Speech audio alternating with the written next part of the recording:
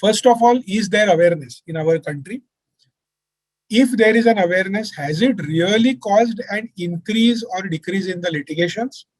Is this awareness beneficial or counterproductive? What are exactly consumers aware of? And what should they be aware of?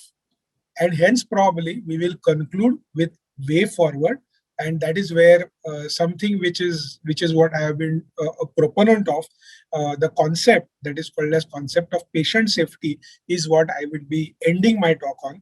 And I'm sure after that there will be a lot of questions which probably I will like to try and answer. So let's first address the first question. Are consumers aware? And I don't think anybody really needs to know about it, or anybody has any dispute about it. Yes, consumers are definitely getting more and more aware.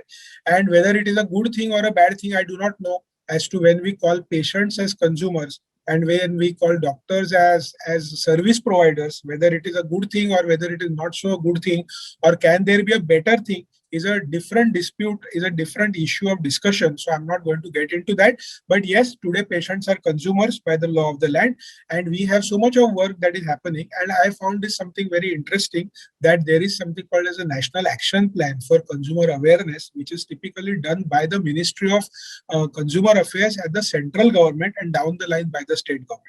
And if you actually see this National Action Plan, and if you really go through it, of course, this is just a title, and if you actually go through that particular document, then you realize that significant amount of work is being done on the basis of consumer awareness.